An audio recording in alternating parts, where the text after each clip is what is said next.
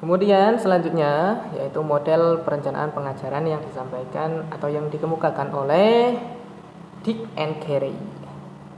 Dick and Carey, di mana mereka mengemukakan bahwa model perencanaan pengajaran yaitu sebagai berikut. Yang pertama adalah menentukan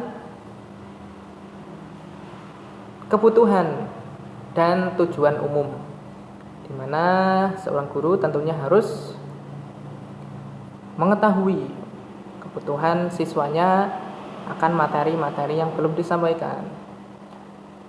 Kemudian menentukan tujuan umum, hampir sama dengan model-model yang sebelumnya, yaitu menentukan tujuan umum supaya jelas nantinya tujuan yang akan dicapai atau yang akan dikehendaki selanjutnya.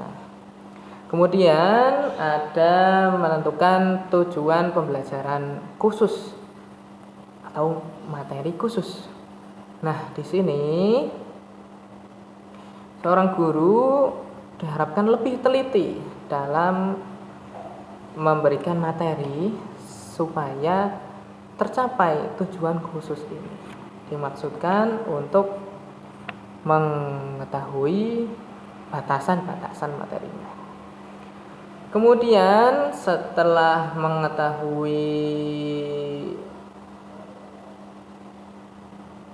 tujuan khusus, maka dilakukan pengembangan penilaian dan pengembangan strategi, di mana penilaian dan strategi ini sangat penting untuk keberlangsungan pembelajaran. Strategi yang bagus akan menghasilkan output yang bagus pula, hasilnya juga bagus pula.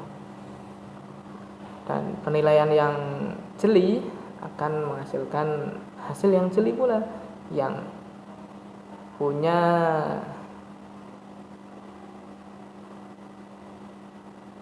integritas. Kemudian setelah menentukan strategi, juga menentukan materi yang akan disampaikan, sehingga tidak keluar atau tidak rancu dari susunan RPS yang telah disusun. Setelah menentukan materi, maka berlangsunglah kegiatan belajar mengajar tersebut, yang tentunya membutuhkan alat dan bahan.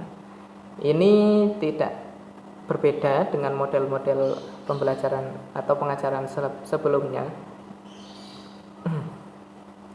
Setelah dilakukan pelajaran selama 1 semester atau 1 tahun, maka dilaksanakanlah penilaian dan evaluasi. Demikian menurut Dick and Carey.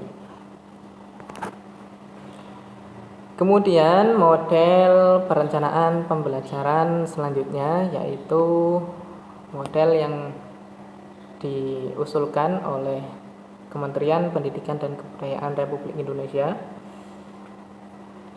yang mana menjadi dasar dan patokan sekolah-sekolah dalam menentukan pengajaran atau pembelajaran. Yaitu yang pertama menentukan topik atau judul bahasan yang akan diajarkan. Tentunya ini menjadi dasar atau hal utama yang harus dipersiapkan.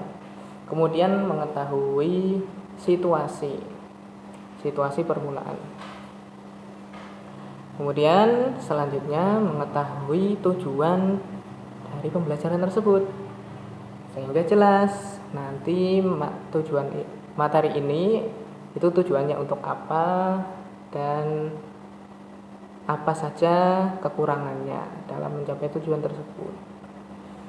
Kemudian selanjutnya yaitu materi pelajaran. Materi pelajaran tentunya harus sesuai dengan RPS. Ini tidak jauh berbeda dengan model-model perencanaan pembelajaran atau pengajaran tokoh-tokoh sebelumnya yang tadi. Kemudian terjadilah kegiatan belajar mengajar.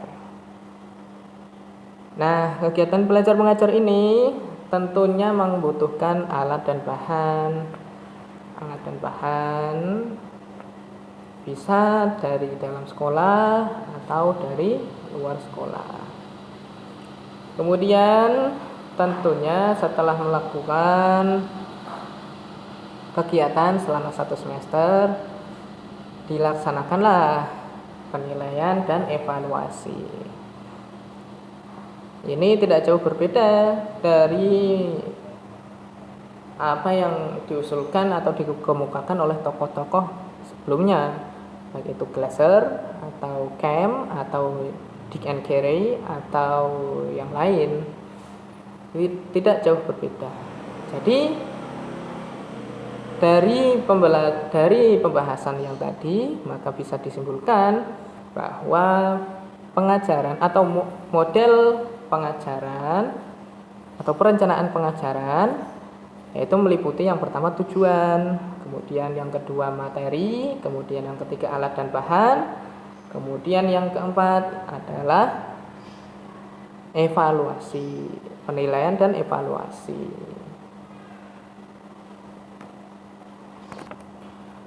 Kemudian selanjutnya adalah pendekatan perencanaan pengajaran. Yaitu yang pertama ada merumuskan tujuan operasional dari pembelajaran atau pengajaran yang akan disampaikan.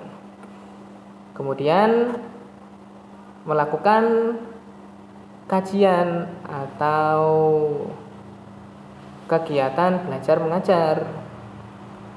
Kemudian dari hasil belajar mengajar tersebut dilaksanakanlah penilaian dan evaluasi. Jadi jelas apa yang dicapai selama pembelajaran tersebut berlangsung. Dan hasil dari evaluasi tersebut nantinya akan digunakan untuk bahan patokan dan perbaikan untuk pembelajaran yang selanjutnya. Jadi setiap kali ada pembelajaran atau pengajaran, maka akan dievaluasi supaya setiap tahun, setiap semester itu supaya lebih baik, dan lebih baik. Seperti itu saja. Demikian dari kelompok kami. Apabila ada kekurangan, saya mohon maaf yang sebesar-besarnya. Wassalamualaikum warahmatullahi wabarakatuh.